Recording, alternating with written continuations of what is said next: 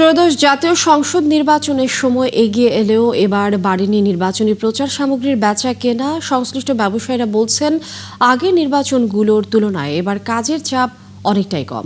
তবে পোস্টারবিহীন নির্বাচনী প্রচারকে পরিবেশের জন্য ইতিবাচক উদ্যোগ হিসেবে দেখছেন পরিবেশবিদ ও ভোটাররা। মামুন হোসেনের প্রতিবেদন। ত্রয়োদশ জাতীয় সংসদ নির্বাচন ও গণভোটের বাকি আর মাত্র কদিন। ভোটের দিন এগিয়ে এলেও জমে ওঠেনি প্রচার সামগ্রীর বাজার। পরিবেশ দূষণ ও আর্থিক বৈষম্য কমাতে প্রার্থীদের জন্য কঠোর বিধিনিষেধ দিয়েছে নির্বাচন কমিশন। এর প্রভাব পড়েছে প্রচার সামগ্রী সংশ্লিষ্ট ব্যবসায়ীদের ওপর। রাজধানীর ছাপাখানা ও ডিজিটাল প্রিন্টিং দোকানগুলোতে নেই আগের মতো ব্যস্ততা। ব্যবসায়ীরা জানান, সীমিত পরিসরে লিফলেট, ব্যানার ও বিলবোর্ডের কাজ ছাড়া 72 ঘন্টা ময়েশ্চার লক সমৃদ্ধ লিলি বডি ওয়াশ শিয়া বাটারের গুডনেস স্কিন রিপেয়ার করে রাখে সফট ও গ্লোয়িং। উল্লেখযোগ্য অর্ডার নেই।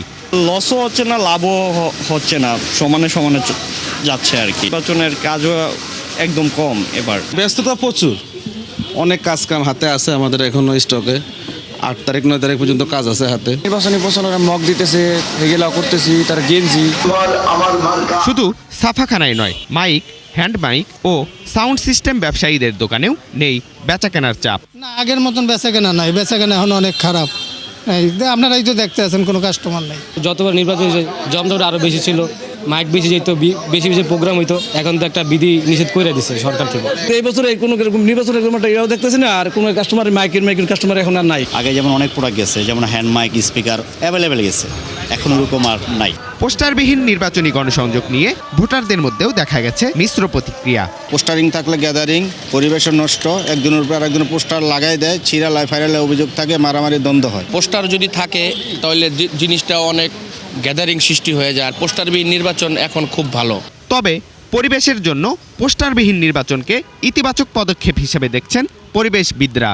নির্বাচনকালীন সময়ে নির্বাচন কমিশন যদি তার মেরুদণ্ড দাঁড় করাতে পারে, মেরুদণ্ড শক্ত করে দাঁড়াতে পারে, তাহলে প্রার্থীদেরকে বাধ্য করা যায় নির্বাচনীয় আইনগুলো মেনে চলতে।